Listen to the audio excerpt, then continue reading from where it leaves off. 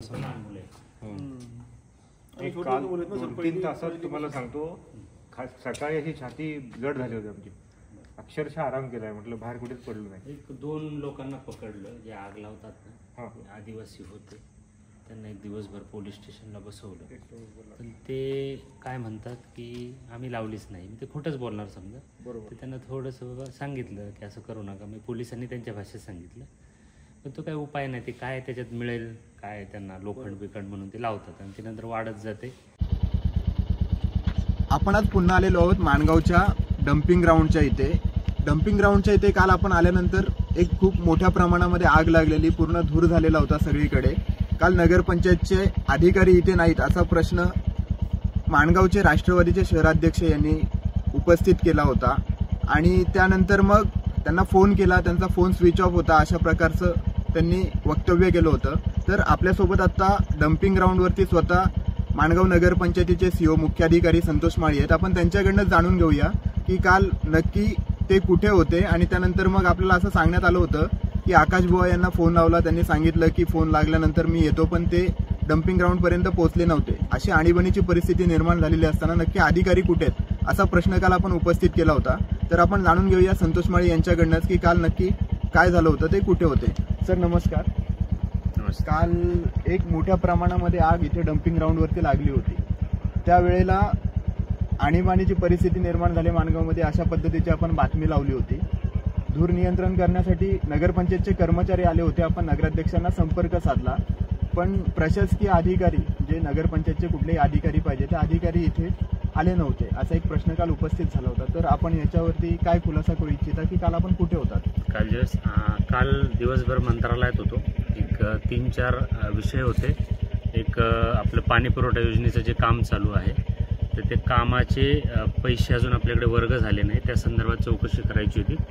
तर मी त्या गजानन आलेवाड सर आहे त्यांना भेटलो त्या संदर्भात काल. तसं माझ्याकडे रेकॉर्ड आहे त्याचं. दुसरं आपल्याला एक काळ नदी सुधार प्रकल्प, नदी सुधार योजना राबवत आहोत. तर ती योजना राबवण्यासाठी आपण पर्यावरण आणि वातावरणीय बदल या विभागात ती फाईल येत आपली. तर त्याचा ती जी एजन्सी आहे यश इनोव्हेटिव्ह, तर त्यांनी आपल्याला एक DPR बनवून दिलेलं आहे. ती एजन्सी माझ्यासोबत होती. आणि आपण काल मंत्री महोदयांचे जे OSD आहेत संभाजी जायभाई साहेब यांना भेटलो. ती DPR बनवणारी एजन्सी पण होती, त्याचंही माझ्याकडे रेकॉर्ड आहे. तिसरी गोष्ट आपण अजून सांडपाणी व्यवस्थापन प्रकल्प जो आपण राबवणार आहोत, ज्याला आपण भुयारी गटार योजना म्हणतो किंवा UGD म्हणतो, underground water scheme, underground drainage scheme जी म्हणतो आपण. तर त्या संदर्भातली जी फाईल आहे तर ती आपली उपमुख्यमंत्री कार्यालय, नगरविकास मंत्री यांच्याकडे आहे. तर त्याची चौकशी करायची होती. ती अंतिम टप्प्यात मंजुरीला. आणि महत्त्वाचं म्हणजे जिथे आता आपण उभे आहोत आपल्या डम्पिंग ग्राउंडवरती, तर त्या संदर्भातली जी फाईल आहे ती आपण प्रशासकीय मान्यतेसाठी पुन्हा एकदा पुटअप केलेली आहे. तर त्या संदर्भातही काल मी अजित पालवे सरांना काल मंत्रालयात भेटलो आणि ती आता अंतिम टप्प्यात आहे. कालच त्यांनी एक फक्त क्युरी काढली, ती एक टेक्निकल बाब आहे, तिचं आपण आज उत्तर देत आहोत. आज म्हणजे उद्या जाईल ते उत्तर. आणि आपल्याला या आठवड्यात त्याची प्रशासकीय मान्यता मिळेल. आपल्याला इथे बायो मायनिंग आणि बायो रेमिडिएशन प्रकल्प राबवायचा आहे. म्हणजे आपल्याला हा जो कचरा आहे जो 15 ते 20 वर्षांचा आहे, याचं शास्त्रोक्त पद्धतीने विल्हेवाट लावायची आहे. या संदर्भातच काल मंत्रालयात मी होतो. काल ज्यावेळेस आगीची घटना झाली तर त्यावेळेस मला नगराध्यक्ष मॅडम शर्मिला सुर्वे मॅडम यांचा फोन आला. तर तो फोन आल्यानंतर मी प्रवासात होतो.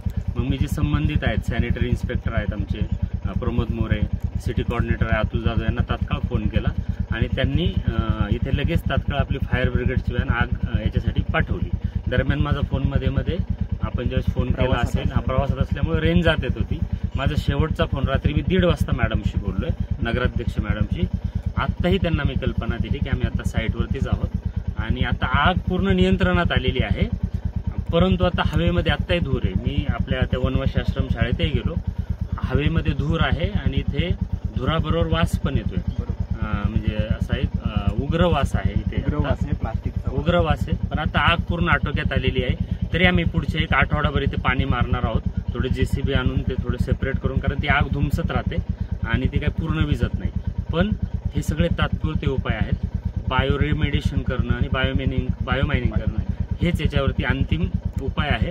तोच आपण करणार आहोत. या आठवड्यात आपल्याला प्रशासकीय मान्यता मिळेल. त्यानंतर आपल्याला टेंडरला जो वेळ लागेल 3 आठवडे 25 दिवस. साधारण एक बघायला गेलं तर डम्पिंग ग्राउंडचा आत्ताचा जो वारंवार प्रश्न निर्माण होतो तो प्रश्न कधीपर्यंत सुटू शकतो असं तुम्हाला वाटतं? आता हा जो कचरा साठलेला आहे हा साधारणतः 15-20 वर्षापूर्वीचा आहे. हा जरी जागा सपाट दिसत असली तरी त्यात अनेक शेकडो टन कचरा आहे. तर तो काम सुरू झाल्यानंतर ते पूर्ण व्हायला 6 महिने लागतील असा आमचा अंदाज आहे. कारण तेवढा शेकडो टन कचरा इथे आहे. दुसरं त्याबरोबरच आपण प्रोसेसिंग युनिट जे चालू करणार होते त्याची वर्क ऑर्डर झालेली आहे प्रोसेसिंग युनिटची. तर तिथे एक सिक्युरिटी केबिन हवं कारण तिथे आउटसाईडला आहे आणि एक तिथे लाईटची सोय पाहिजे. या 2 गोष्टींसाठी 3 ते 4 दिवस लागतील आपल्याला किंवा 1 आठवडा लागतील. पण त्याची वर्क ऑर्डर झालेली आहे आणि ते आपण काम करत आहोत. म्हणजे रोजचा जो कचरा आहे एका आठवड्यात प्रोसेसिंग युनिटचं काम चालू होईल. वर्क ऑर्डर पण दिलेली आहे.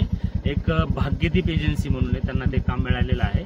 तर एक 1 वीकमध्ये म्हणजे एका आठवड्यात ते काम चालू होईल कारण वर्क ऑर्डर पण झालेली. टेंडरची प्रक्रिया पूर्ण झाली, वर्क ऑर्डर झालेली आहे. त्यांना वर्क ऑर्डर देणं फक्त बाकी आहे. म्हणजे 1 आठवड्यामध्ये होईल. फक्त 2-3 काही गोष्टी आहेत की तिथे लाईट नाहीये, एक ट्रान्सफॉर्मर बसवण्याची आवश्यकता आहे आणि ते म्हणजे सिक्युरिटी केबिन आणि एक पाण्याची सोय करा. तिथे एक बोरवेल घ्यावा लागेल किंवा जवळून कुठून पाणी आणताय का ते बघावं लागेल, आणता येईल का. तर ते आपण तात्काळ करूया. 3ही गोष्टी आपण तात्काळ करू आणि 1 आठवड्यात आपण प्रोसेसिंग युनिटचंही काम चालू करू. आपल्याकडे मशिनरी पण आलेल्या आहेत. त्या मशिनरी साधारणतः 6 महिन्यापूर्वी आल्या. काल मी ऐकण्यात आलं माझ्या की त्या गंजल्यात, पण गंजल्या वगैरे नाही, पण त्यांना सर्व्हिसिंग करण्याची आवश्यकता आहे. तर त्या मशिनरी आपण इथं का आणल्या नाही तर ते सिक्युरिटी केबिन नाही. मग आपण त्या मशिनरी पण या आठवड्यात आणत आहोत. ज्यांच्याकडून मशिनरी घेतले त्यांनाही बोलवत आहोत आणि ते प्रोसेस हे करून घेतो, सर्व्हिसिंग करून घेत आहोत. प्रोसेसिंग युनिटचं काम या 1 आठवड्यानंतर चालू होईल आणि ह्या आठवड्यात याला आपल्याला प्रशासकीय मान्यता मिळेल बायोमायनिंग. हे अतिशय मी जबाबदारीने इथे सांगतो. आता सध्या माणगावमध्ये जे आजारपण पसरत आहे धुरामुळे, तर त्याच्यामुळे वेगवेगळे त्रास लोकांना होत आहेत. आपण पाहिलं की आता आपण बोललात की आपण आश्रमशाळेमध्ये जाऊन आलात, तेथील काही विद्यार्थी आहेत, ते विद्यार्थी देखील आजारपणामध्ये सध्या आता दवाखान्याच्या फेऱ्या मारत आहेत. तर याच्यावरती एक उपाययोजना करण्यासाठी नगरपंचायतकडनं एक आरोग्यासाठी कुठलं शिबिर तुम्ही राबवणार का? आत्ताच मी तिथे शाळेमध्ये गेलो. मी स्वतः शिक्षकांना भेटलो. त्यांचे जे मुख्याध्यापक आहे अरुण पाटील सर त्यांच्याशी फोनवर बोललो. तिथले जे केअरटेकर आहेत त्यांनाही विचारलं आणि स्वतः तिथं मला दिसलं ना की हवेमध्ये धुराचं प्रमाण आहे. भले इथे आता आग संपलेली आहे पण ते जे धूर गेलाय ते काहीतरी धुरकं तयार झालंय. म्हणजे धूर आणि धुकं यांचं मिळून धुरकं तयार झालंय आणि ते हवेतच आहे. वास घेतानाही त्याचा वास येतोय, श्वास घेताना त्याचा वास येतोय उग्र, आणि धूर आहे हे दिसतंय आणि श्वास घेताना ते जाणवतं की धूर आपल्या याच्यात जातोय. तर त्यांनी सांगितलं की मुलांना त्रास होतोय, शिक्षकांना त्रास होतोय. पाणी मारून आग विझवणं हा तात्पुरता उपाय झाला, तो तर आपण करतच आहोत, केला आहे आणि 1 आठवडा चालू ठेवणार आहे. पण हे बायोमायनिंग करून हे डम्पिंग ग्राउंड इथून कायमस्वरूपी काढणं हा त्याच्यावरती कायमस्वरूपी उपाय आहे. तर तोच आपण आता करणार आहोत. राहिला प्रश्न आरोग्य शिबिराचा, तर मी म्हणजे हा विषय नगराध्यक्ष उपाध्यक्ष मॅडम आणि आमचे स्वच्छता आणि आरोग्य सभापती आहेत वाढवळ मॅडम यांच्या कानावरती घालून असं आपल्याला एखादं शिबिर आयोजित करता येईल का उपजिल्हा रुग्णालय किंवा खाजगी डॉक्टरांच्या मदतीने, ते आपण बघू. तसं मुलांसाठी घेता येईल का. विशेषतः यांचीच तक्रार आहे कारण सर्वात जवळ आश्रमशाळाच आहे, यांचीच तक्रार आहे याच्याविषयी. त्यामुळे मग फक्त मुलांसाठी असं काय करता येईल का याबाबत आपण तसं बघू, तशी पावलं टाकूया. आपल्यासोबत आज होते माणगाव नगरपंचायतीचे मुख्याधिकारी संतोष माळी. काल आपण आल्यानंतर मग मुख्याधिकारी कुठे आहेत असा प्रश्न जो निर्माण झाला होता, तर त्यांनी सांगितलं की मी डम्पिंग ग्राउंडच्या कामासाठी आणि इतर जी माणगाव नगरपंचायतीची प्रलंबित कामं आहेत यासाठी मंत्रालयामध्ये गेलो होतो.